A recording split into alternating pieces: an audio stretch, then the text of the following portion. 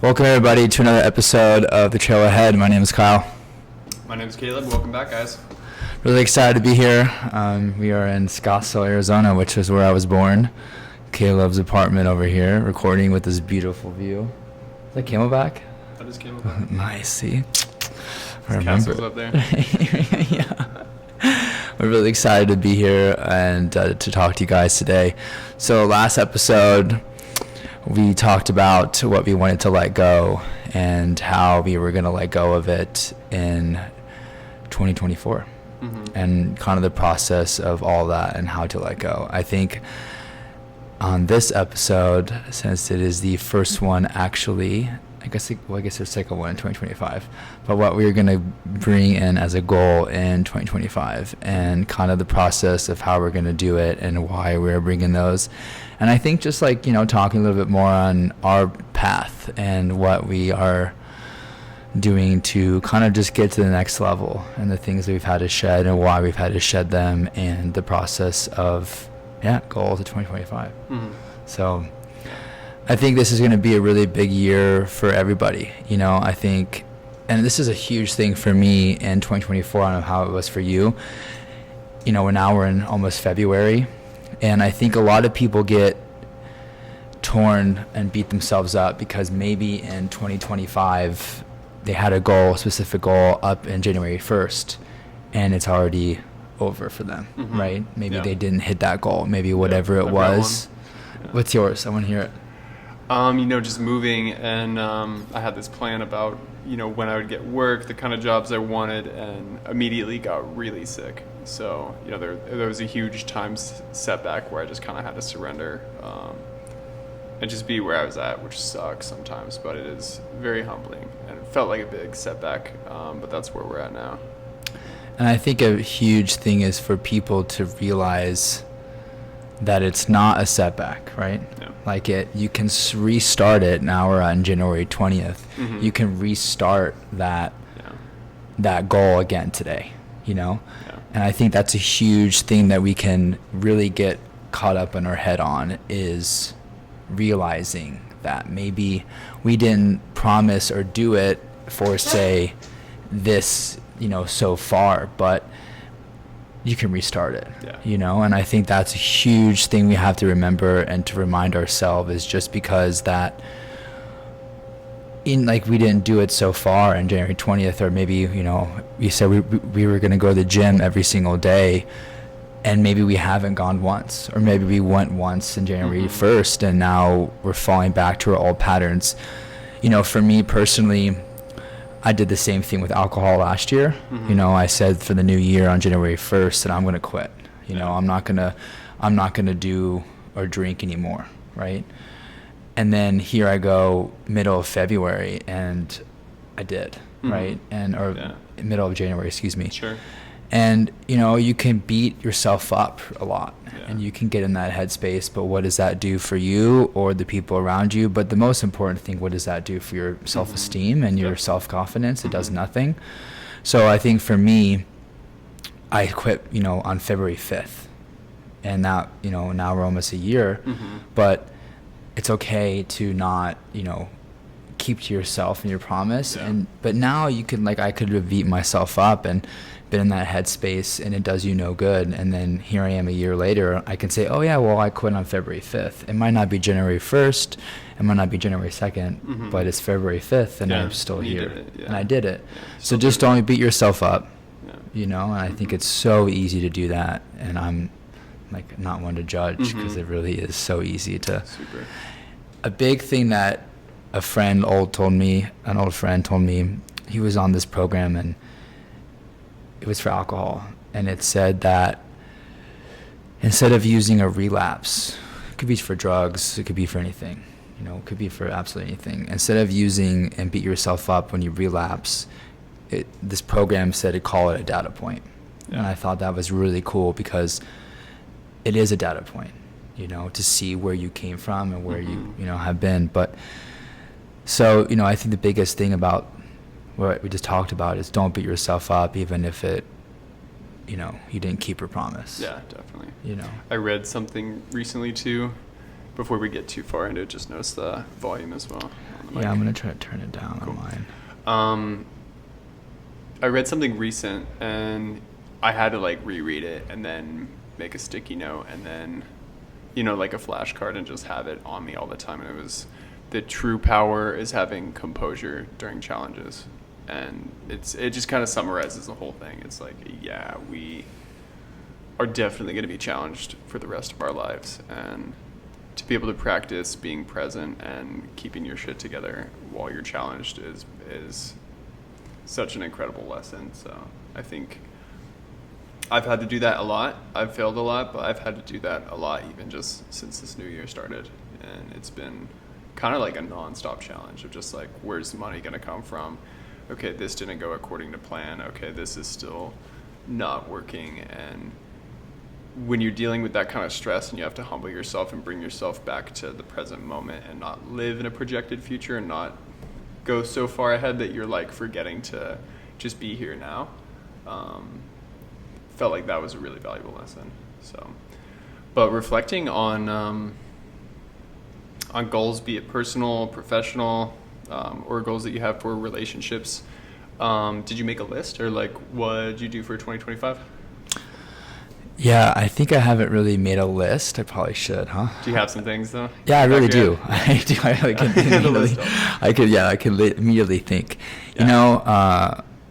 I was kind of talking to somebody, dating them for a little bit recently, and we kind of both had that conversation when we were talking last, and I think the most important thing is we weren't even fully dating, mm-hmm. but we were, seeing where it was going to go, and it was really special. And it didn't work out, and it's okay, And I think the biggest lesson it taught me was how much I can give somebody. Mm-hmm. Like truly how much I can sacrifice for somebody else. Mm-hmm. And we talked about it in I think the first podcast was when I used to drink and, past relationships, it was all about the me. And mm-hmm. I think when you drink or you're selfish, right? And I think that was a big thing for me in my relationships was I was so selfish. In the last podcast I talked about, if I want to go to this dinner, we're going to go to that dinner, right? Mm-hmm. Or if I want to go snowboarding that day, it was kind of about what I wanted to do. Yeah. And in this past relationship, I mean, dude, I sacrificed a lot. Mm-hmm. And it truly did show me, we were talking, we met, and then she was moving, and that was a whole thing, and it just kind of threw us into this long distance and the pressure of long distance, barely knowing each other, and basically being like a month and a half. And then I went on my trip to Europe, and timing is everything, Caleb, and I think that is huge in relationships or friendships or jobs or whatever. Mm-hmm. Timing is so important, and when timing isn't on your side, maybe you just need to realize that's a sign. Yeah. So maybe down the road it'll work out, but as of this moment now, it's not. And we're so good friends, and I think we'll always be friends. But I think the biggest thing that it taught me was how much I can give somebody, and also it taught me how much and what I need and what I expect from somebody. Mm-hmm. Correct? We were talking about it. I think most men can be aggressive, right? They can be this showing of we talked about on the first podcast, kind of having toxic masculinity, right? Mm-hmm. They kind of have that aggressiveness, it's about the me, and they kind of have I've never been an aggressive person, mm-hmm. and I've never been aggressive towards somebody, but I think we expect, and now it's so weird because in this past relationship, it was everything that my ex-girlfriends asked me to be. Mm-hmm. And now it was flipped, right? I've never really been an affectionate person mm-hmm. in my past relationships, right? Okay. I remember my ex-girlfriend, she's like, hey, I just wish you were a little bit more affectionate. And it's so funny. And I guess my parents, I've never seen true love. And I guess I've just never had to teach myself that, which sucks. But now it was so funny, bro, because it was in my new relationship, it was I was asking her to be more affectionate, mm-hmm. right? Yeah. Or I was asking, it was just everything that I needed to be in my past relationships, uh-huh. or to kind of I needed her to be more of words of affirmation, right? But in my old relationships, I didn't want those words of affirmation. It was just so funny, mm-hmm. the parallels of the past relationship. And so it really is interesting how things can change. Yeah. And I think this was the first relationship, like serious relationship, not serious, but like, really, like, I guess more on the serious side. Sure. Can see real potential. Yeah, where I could see real potential. And since I've quit drinking and been on a healing path, because the last year was so about the me and like focusing on me and getting myself better. Because at the end of the day, we talked about you are who you attract. And so if you're not mentally centered, or being centered as my therapist would call, you're not going to attract someone who's centered. So it was the first relationship that I saw potential in, that I've talked to. And since I've been on this healing journey and quit drinking, and I come from a place of centered, so I expect that, right? Like the next person that I meet, we both said we want someone who's centered and who can give us and meet us where we want to be, right? And we wear our hearts on our shoulders. I think as men, most men don't do that, and me and you, I think we're very good at expressing how we feel. Sure. You know what I mean? And most people aren't like that. And I think that's something that is a lesson as well too, is just because you can meet someone there doesn't mean that they can meet you there. But at the end of the day, we need that. I think we crave that. We talked about it. And so that's something that I've kind of had to learn in my, I guess, recent relationship is, now I really know what I want and expect, right? And we kind of like this, men on this podcast and talking about our problems is not something most men do. Sure. Right. So with with the newfound clarity and this kind of expectation for what you want a relationship to be, do you think that's probably one of your goals, like calling in deep, meaningful relationships and the right kind of person that can reciprocate affection and communication stuff? 1,000%. Yeah. And I think I'm so ready. Yeah. And like I said, if a year ago I was not. I was not mentally or centered enough. And that's cool. And I think, I think, it will all happen how it's supposed to. And I think that's a lesson that I've had to learn for this year as a goal, is I try to have not control over everything, but I try to like analyze everything and be ready for it. And how can I do this or how can I do that? Sure. And I think that's just like with my job, like I have to be so, like as a manager, is always strategic and letting it be and is so hard kind of for me, because I'm trying to analyze everything. So that's a big personal goal in 2025 is like letting it be and calling it in. And if it happens, it happens. And if it doesn't, then it doesn't. And I'll just have another year of traveling and self-growth, and then maybe in 2026 that's gonna happen. But I would love to meet somebody, and I would love to share my life with somebody, and but and I see it in the restaurant, and I'm sure everyone else does too, and I'm sure you see it. People come in and you can tell they're in an unhappy relationship, but they're settling. It sucks. It sucks. It's the worst. It sucks, and you can see it in their eyes, and that's not what I want. Like I really want to just wake up every day and know like I'm with the love of my life, and that's the love I crave. And definitely. So I'm I want that, but I'm really am proud of you, Caleb, and I mean it, like you really do. And it was so interesting. I feel like we were talking about this today.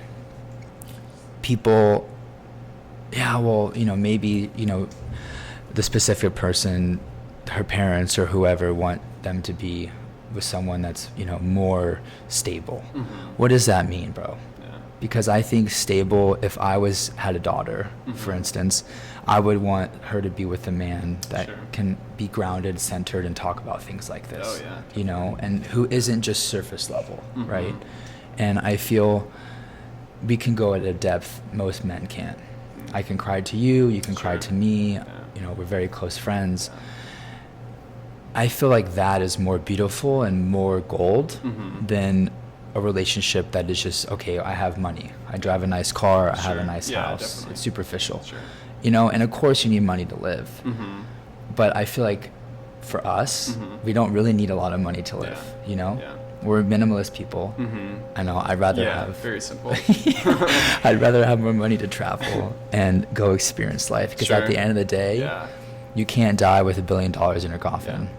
okay, bury me with $1 billion worth of gold. What you can bury me with is my lessons and my experiences and my travels. And Sure. so, I think that's something. What are some things that you're bringing in for this next year? Well, same. Definitely like the quality of relationships and just having significant connections with people. Do you know who Alex Hermosi is? Sounds familiar. He's a business tycoon speaker. He did like a lot of gym startups, or just scale Maybe. people's businesses and take Okay. a chunk.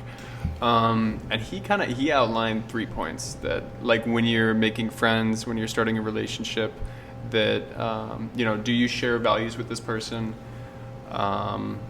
Or do you want them genuinely on your path with you? Like, do you share the same path? And do they make you a better person? And do you have the potential to make them a better person? And those 3 elements, do they make you better? Are you guys on the same path? And do you share values? I think really helped me solidify like several relationships, because I had so many chick friends, and sometimes things get a little weird. Sometimes you catch feelings. Sometimes you sleep together, and it just like psychologically, I didn't feel like I had a strong network of friends that I could rely on, because our energies were just constantly doing this, and which is great. I think having a good relationship with the feminine and being able to have close friends that you're not sleeping with or not interested in because you can't sleep with them is huge. Like having girlfriends is huge. But it was kind of messy. It was like really fucking messy a lot of the time. So having a lot of girlfriends, I didn't feel like there was a lot of balance in it. So like I was like, all right, what kind of dudes do I want to be friends with? And it's the people that share the values, which if you don't know what you care about, then you can't really go off that. Like you really have to have some kind of clarity about like, okay, what's important to me? Like he does a lot of cocaine, or he talks to his girlfriend in this way that kind of shows he doesn't really value like making other people comfortable or whatever. This person's like a workaholic, and it's like, okay, so pick and choose. Like you're going to become the average of the people you surround yourself with. So if they're quality traits that you can handle to a degree, then it's like go for it. If it's somebody that you appreciate enough and you could see positive attributes enough that you want them in your life on a regular basis, then it's like fine. Do they make you a better person, and in what way? Like can they help you in your career? Do you make them a better person? Are you guys riffing off each other and finding the value in these lessons together and finding ways to grow together? And then do you really share a path? Like, is that somebody that you want to be on that path with? And just applying those 3 elements, I feel like I went from like really old dead relationships with dudes I had just known, and we just stayed in contact because familiarity. And we didn't share any values anymore. We weren't on the same path. We didn't make each other better. And if I was learning and trying and reading and growing, and they weren't, then I felt like at the end of the day, you just kind of feel either taken advantage of, like you're wasting your time, and when you've had like a really hard conversation with somebody and you give time and energy and you sit down with them and you spend time with them, and then the next day they're doing the same shit and you're just like, what did we even talk about? And you don't want to keep giving energy to somebody that's not ready to change. So it's like sometimes our friends and us just diverge, and that's reality of adulthood. And maybe you'll come back together and be better friends because you both had time to kind of integrate those lessons and find your way back to each other. I really hope that with a lot of my friends that I've left or that have left me because we couldn't stay on the same path anymore. But ultimately, like, if you could structure the social group off of those elements, like I went from having like no dude friends from the present moment, like a lot of dead relationships, to like 10 like solid people that I would want in my life for the rest of my life, and it just came about by just looking at what we had in common that I wanted to build on. And it's not like what they could give me, it's very genuinely like, what do we share and how can we help each other? And that was monumental. So I think a 2025 goal would be to have like a thriving, intricate, amazing social network with men and women of all walks of life, based on those principles. Yeah, I think it's so important to Excuse me. surround yourself with important people, but also the most that like want those important things, right? And my circle used to be so big, you know, in college, like my house was open door policy, you know, I lived by campus and I just knew everybody. And then in Sedona, you know, being in Cottonwood and Sedona, our circle was so big, you know, like everyone knew us. Oh, Kyle, you know, my house, people come over all the time. But I think I crave the exact same like thing that I do in relationships as well as, you know, just like with friendships, right? In every relationship is, I'm tired of that surface level, you know, like I don't go out every weekend. I don't go to raves, like party every weekend. I don't take drugs, like, you know what I mean? I don't numb. And it's so hard to find those type of friends nowadays, I feel like. And you're right. Like a lot of our old friends are not friends anymore, but for good reason, you know? Yeah. And it sucks because some of them were like our best friends. Some of the people that I would spend every day with, or who even lived at my house, someone as in high school. And it's hard to say goodbye to those people, but at the same time, how we talked about in a couple of podcasts ago is we're at the end of the day, you're enabling them if you don't just, you know. And a real friend is someone who sits you down and, you know, like I said in the last podcast, like we'll sit you down and tell you like you're fucking up, you know, and what are you doing, and a redirect, right? And I don't need, at the end of the day, I'm 29 now. Like I don't need fake friends in my life. Yeah, you know? you're old. I'm old, dude. I'm starting to get gray hair. As long as I don't lose it, that's all that matters. You know, but I'll be on the first flight to Turkey. Shout out my friends on this and I live in Turkey. I'll come see you. Like Kyle's in Turkey again. You know why, dude? No, you know, it is really a powerful thing is surrounding yourself, because you are, you know, it's so interesting. You probably feel the same way when you bring someone in, a new friend, a new relationship or whatever. You know, you're kind of, you want to be confident in the friends that you surround her with, right? Oh yeah, definitely. You don't want her to be like, because people are going to judge you off your friends. For sure. So if you take them to a, you know, friend's house and it's, you know, they're, like you said, doing coke or whatever. Yeah, it's going to be like, okay, well maybe this isn't the guy for me, you know? Yep. So. Because you know, she's like, okay, what's he like? Like well, really behind closed doors. Like, what the fuck is this? And still, it's the same with her. Like, you know, if you go meet a girl and you meet her friends for the first time, like it's, for me, I don't know about you, but it's really telling how her friends are. Yeah. And can I fit in? Is this a group that I'm going to be in? And how we talked about on the last podcast is, I mean, it really is, dude. It's really hard, and it can be really lonely, right? To be on on the path of sobriety. And just a path of self-improvement, like just a path of self-awareness. Yeah. Like just choosing to make your life better could be isolating. So isolating, because I don't go. No. It's true though. I mean, I don't go to Mooney's. You're not going to catch me at Mooney's. I'll go and have a club soda here and there, and I'll go sing karaoke. But you're not going to catch me there every Thursday at karaoke. Yeah. You know, and it is hard to meet.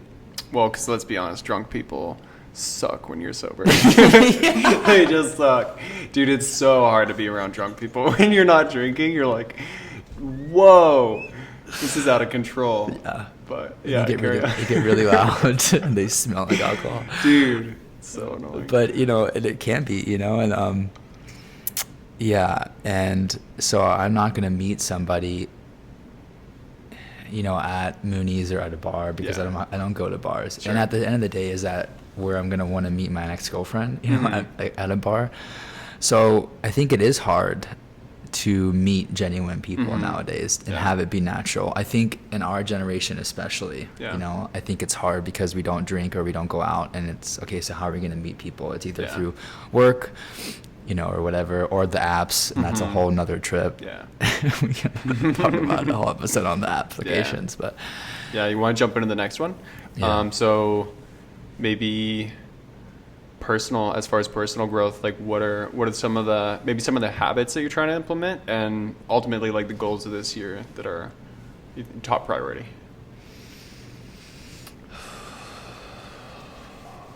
Top priority for me is to keep being on my path.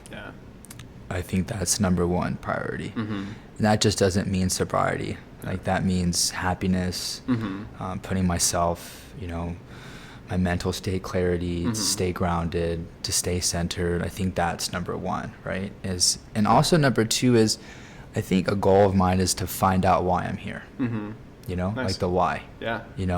I think that's something that like be connected to like your purpose, like your personal drive. Yeah. And find that purpose. Very cool. I think that was a huge thing for this podcast. Nice. That's a big step. Yeah.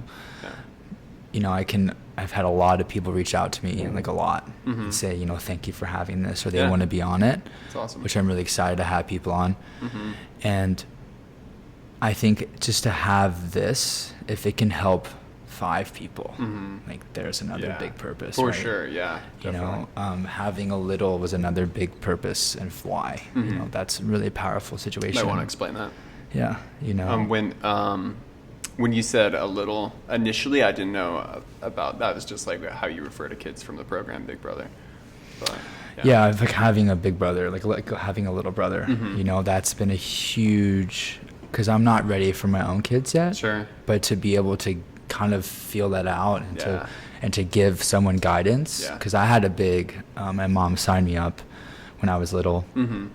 And it really helped me. Yeah. But I feel like it was for more of a personal for him and kind of his own ego feeling than it was for me. But it was still really good, right? Yeah. So for me with this little, it's been really powerful to have he's 8 and to see, and our lives are so similar. I think for personal but I think the why and like this kind of center back is my path, right? And now, because I think when you get sober, right, that was my first big step on this path. You become in this like pink cloud, right? You're kind of trying to figure out how your life is going to be now being sober or not numbing, right? Like how is my day-to-day life going to be? And so now I think, now that I'm out of this pink cloud, it's been a year, just keep building those building blocks, right? And so what are some personal things for you in 2025 you want to? Yeah, I'm like obsessed with the daily practice stuff, like meditation, fitness, and books. So lately it's just been kind of fine tuning that so that I can wake up earlier, condense those things in the morning and be done, before 9 a.m. or before 8 a.m. so that I can just tackle the day and have a list, the schedule and all the minutiae and stuff. Like this morning I woke up at 5:30 and just had some ginger tea, was in the gym, meditated, and did my reading and laundry by like 9 a.m. So it's like you're taking care of yourself in a way that like that's kind of comprehensive. Like the books give you something to reflect on. You're feeding your mind to be more articulate and more literate. And then have the meditation to kind of tie it all together and have like a mental, like the focus, the clarity, and that pace of thinking to just like slow down and be able to tie everything together, not just be thrown into the busyness of the day, I think is so important for like a comprehensive mental and physical maintenance. So that if you could do that all at the beginning of your day, you have the rest of your day to do whatever you need to do. So if that's running errands, if that's working a shift, if that's like connecting with friends, then it's kind of like you really set yourself up for success. So I think like mastering the daily practice, and I'm just not a fucking morning person. I never have been. I am now, so I guess I am. That's so weird because ever since I've known you, I feel like you've been such a morning person. Dude, but it's not easy. It's like such a... I'll force myself to do it, but when I wake up to an alarm and it's still dark, I'm like, what the fuck? Like, why on earth would I get out of the warm comfort of my bed to do anything? It's like, it just doesn't compute maybe I'm just traumatized from like waking up and going to school. All that, like, your entire childhood where you're just like forced to do shit that you don't want to do, and voluntarily doing it when you don't have to do it anymore is like what you're trying to program. It's doing something and really convincing yourself that you want to do it. I want to have more time in my day. I do want those daily practices and their benefits. I do want it done early in the morning so I could focus on all the stuff that I have to do throughout the day. And, I want to enjoy it. So it's like, how can I set this up so that I can be proactive and enjoy the process and not just force myself to do stuff that I don't want to do all the time. Like, how do we learn how to enjoy it? So I think pushing that back, and when I got sick, so I was super lazy and I was just kind of in bed. So I was getting up at like 8 and then 7, and then it was like 6:30, 6:15. And now it's like 5:30. So I feel really good about that. Just try to limit the screen time at night and just go to bed with a book, or just meditate so that you're not looking at the screen. Last night I watched a movie and it's Anna. Have you heard of Anna? Mm-mm. It's like the Hannah Russian spy story all over again, but she's just such a bad motherfucker, and it was so violent. It was some Jason Bourne shit. And I couldn't turn it off because it was like so good too. I was like, this is ridiculous. So, and I just noticed just like looking at the screen, watching a super violent action movie, and then trying to go straight to sleep is just like the opposite. Yeah, like major nightmares. Oh, the opposite. No, I have a lot of dreams about killing people. I don't know why. Like where I'm like a trained in martial arts and knife fighting, and and I'll wake up, I'm like, what the fuck? Feels more like a past life. Dude, it's creepy. It's really creepy killing people in your dreams. But it's probably because I watched it like that. Before you go to bed. Before I go to bed. So I'd say mastering that. I definitely have some career and financial goals. And then, yeah, just drinking more water. It's so important. So big. Just drinking more water every day. I think just hop on what you said about waking up early and how you don't want, really, like, I'm a morning person. Structure is so important to have. And I think, yeah, and you're really good on it. And of course everyone's learning, I think for me, my therapist said to me a while ago, he said, I don't think you've had structure in your life since sports. Oh, really? And I was like sitting across him and I said, wow. That's a big reflection. Because of course your job, you have to get up for your job. Sure. There's of course there's that, right? Yeah. To pay your bills. But to have the structure of getting up, doing a gratitude journal, and and I looked at him and I said, shit, you're right. And that was, probably a year and a half ago. But in sports, you have to be at practice at this time, in the morning, gym at this time, school at this time, take the bus at this time, can't miss the bus, you can't drive, whatever it could be when you're little. And I was so right. It was so true. So structure is so important to have in your life. And then when you start having it, it becomes this just repetitive. It's easy, right? Yeah.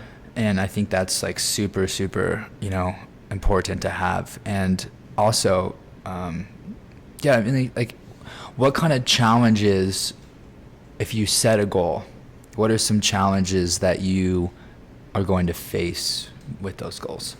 Yeah, I was actually just chatting with ChatGPT about this, because sometimes there's a few different schools of thoughts on this, but essentially it's like the difference between what we can do and what we're willing to do. And for me, I think when I learn something and I know it's a better application and it's going to benefit me, and it's so difficult for me to implement it into my life, or it's like I'm doing something and not seeing change or not really feeling momentum. Sometimes it's really hard for me to have faith or just trust that my doing something is going to have a desirable outcome. And that goes for a lot of things, but I think it's probably just the carrot and the stick. It's finding enough reward and enough discipline as far as okay, what you don't want, what you do want, so just continue to practice this thing that people are saying is going to push you in the direction of the thing that you want. So it's implementing it and trusting that it's going to work, and finding enough to motivate you, I think, because it really is. And I practice neuro-linguistic programming. Have you heard of NLP? No, what is that? So it's it's creating leverage for a new association. So it's quitting smoking. You smoke regularly because you want a hit of nicotine, and it becomes super addictive, and you don't have to wait. You don't have to go for a run. You don't have to change your environment. You can literally step outside, light a cigarette, and get a hit, and you feel great. So you have to create leverage against that, about the negative consequences and how much you want to actually step into a life where you exercise on a regular basis, or you experience health, or you experience clean lungs, whatever you're going to use to leverage yourself, to break that habit and replace it with something that's more functional or more whatever. It's your habit, just something that fits you or suits you and your lifestyle better. So for me, same with waking up early, same with forcing myself to read books.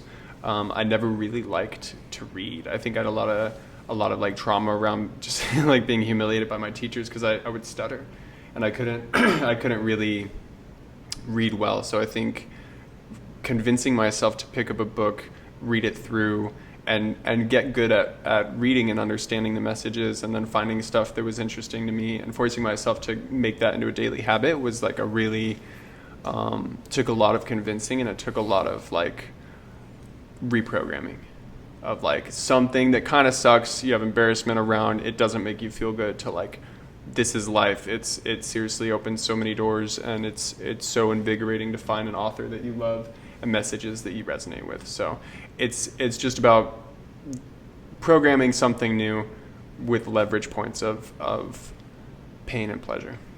If you don't mind me asking, because I feel like I never knew you with a stutter. How did you get over that, or did you grow out of it? Because I had a really bad stutter growing up. No way. Super bad. Yeah, it was really I still do sometimes.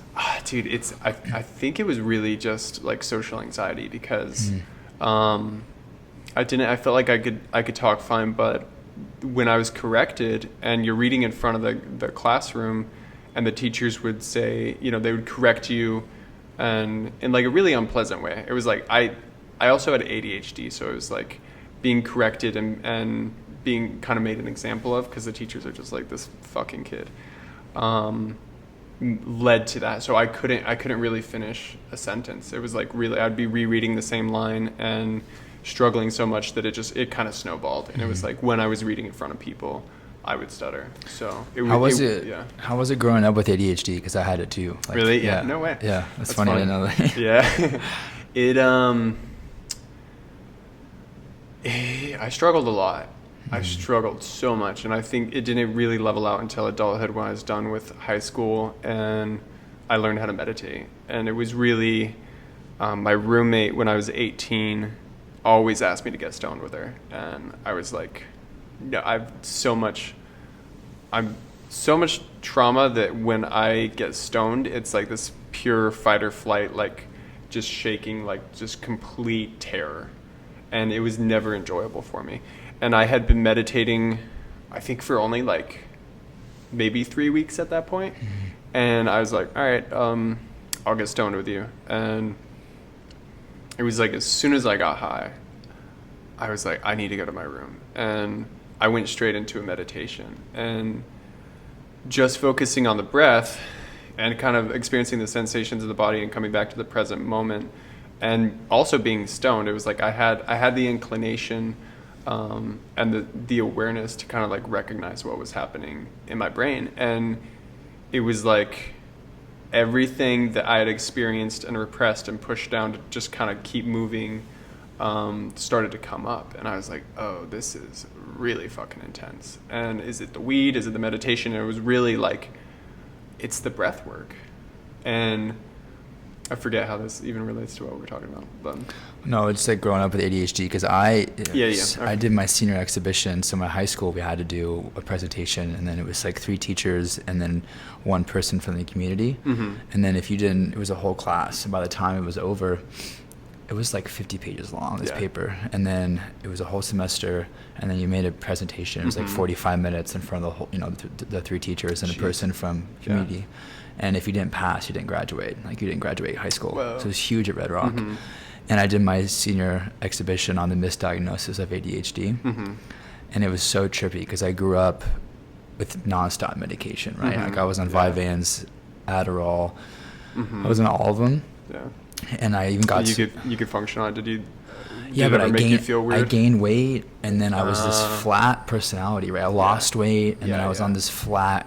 There was no happy, there was no sad. That's why I stopped. Yeah, same. And I remember it got so bad where I walk into my advisor in high school, her office, And one day she like looked at me, this is why I did it.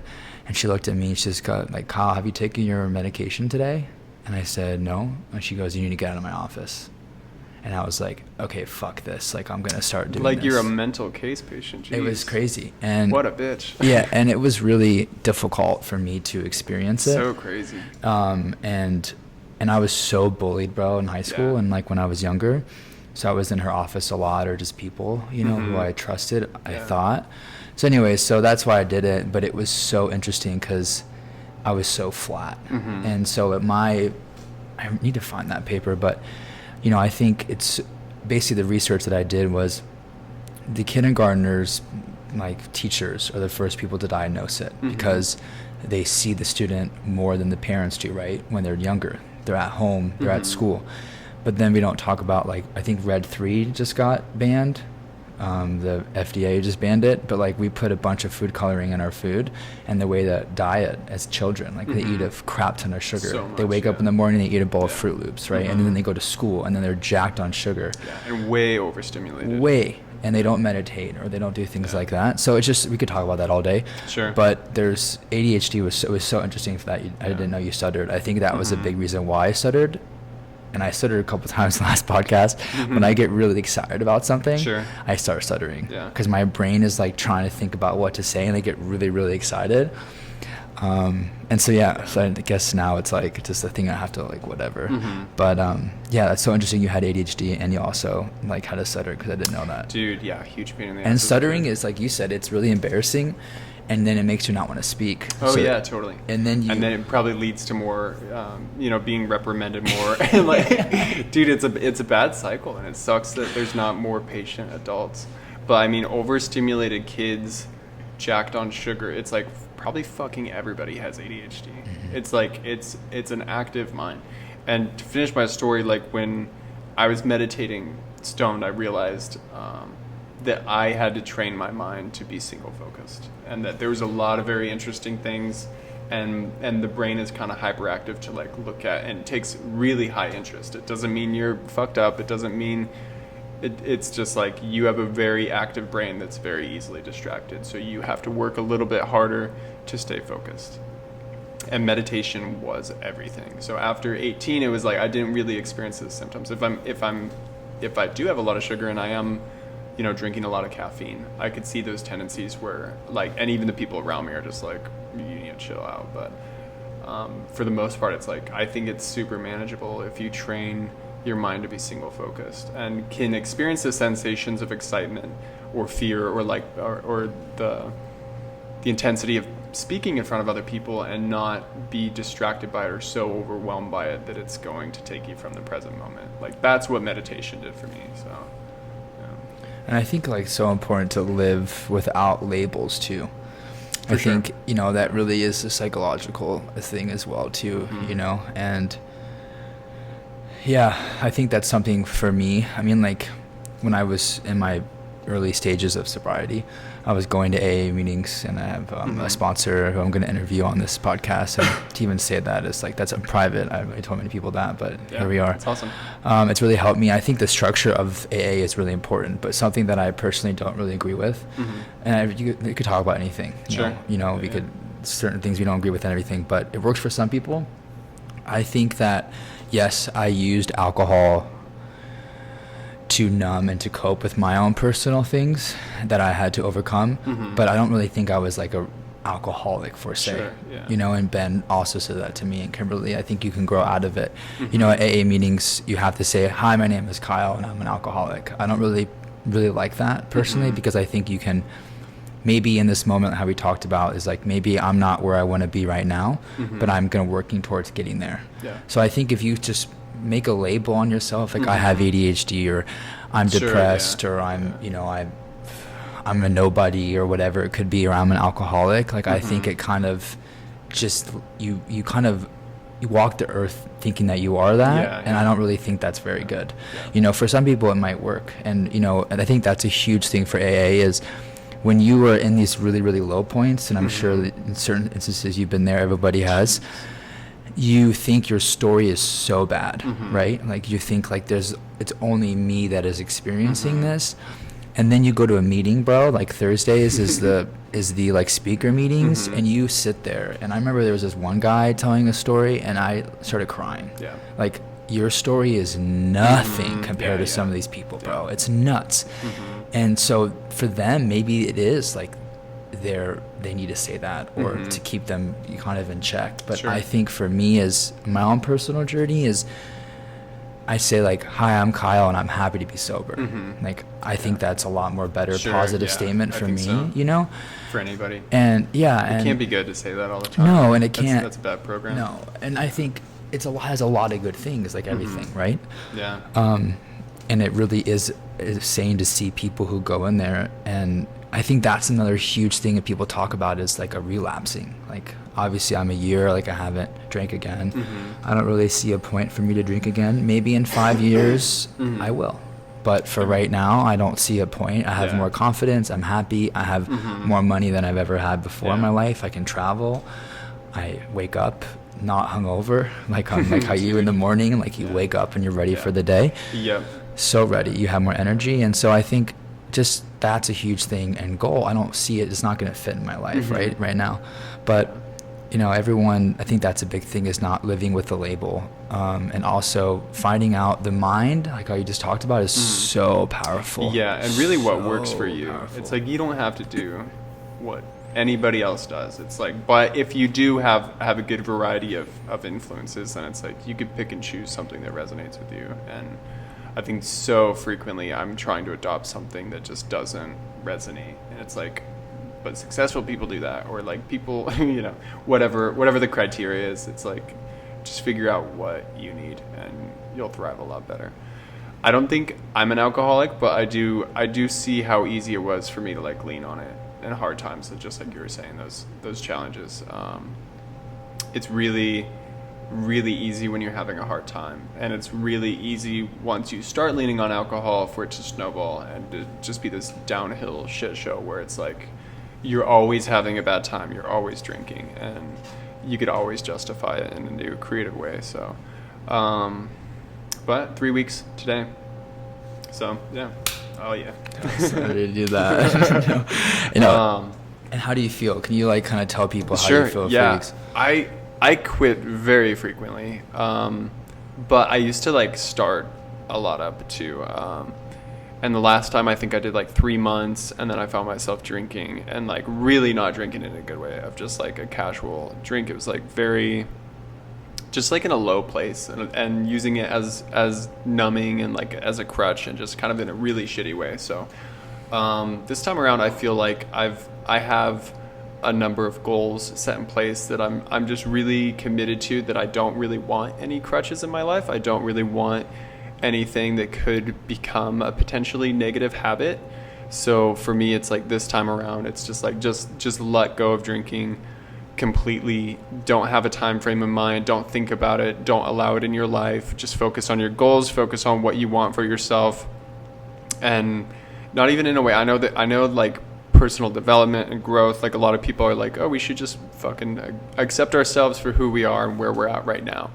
And there's a lot of validity to that. I think just being able to be humble and appreciate and have like a healthy gratitude for life as it is, and everything in your life and all the people, and that's great. But I do believe that it's a human need to keep growing and to see your own progress, and to know that you're expanding, you're learning the lessons. And I think that's what true happiness and joy comes from, is knowing that there is wisdom, that there is like a learned knowledge and applicable principles to just being here on earth, and being able to learn, integrate the lessons, and move forward. So growth, I think, is a basic human need, and anything that could hinder that, or set you back, or is just an obvious distraction, I feel like it's nice to get rid of. So I got rid of alcohol, and yeah, today's day 21. Are you sleeping better? Like, what do you? So I sleep so good, dude. Yeah, it's crazy. That was a big thing when I realized, it was like I slept better, my mental clarity. I mean, there's so many things. My happiness. It's so interesting. Someone said that, it was my old buddy Keenan. He goes, "Why do you think they call it?" They ask you at a liquor store or whatever, or like the bar, what kind of spirit would you like today in your drink? Yeah. You're like, It's kind of creepy. It's creepy. Yeah. Like, what kind of spirit do you want? I don't want any spirit. Like, I want my spirit. You know, and I think there's, like, I'm just proud, you know, quitting alcohol, proud of you for that. 3 weeks is huge, bro. Yeah. Like, after a month, it just is like, it just rolls. It's crazy to think about. I'm already at almost a year. It's honestly kind of crazy. So, you know, I really appreciate the time. I know you got to get to an appointment, definitely. you know, but I came down here to record with Caleb. As I said last time, Caleb did move. So we're going to do this together, and it's been kind of really cool to have the last start it with you. And we're going to have his mentor on one of these, my mentor I love to have, my therapist, and there's a lot of other men that have reached out. And I think it's really going to be, you know, a really important platform for men to be vulnerable and have conversations and just like this, just talk. I think so, man. So thank you all for listening. We all really appreciate you. Thank you. Leave a comment on how you thought, how you could resonate with this. And thank you for everyone listening and taking the time to watch us and to listen to our stories. So appreciate you all. Have a great day. Talk to you soon. Cheers, guys.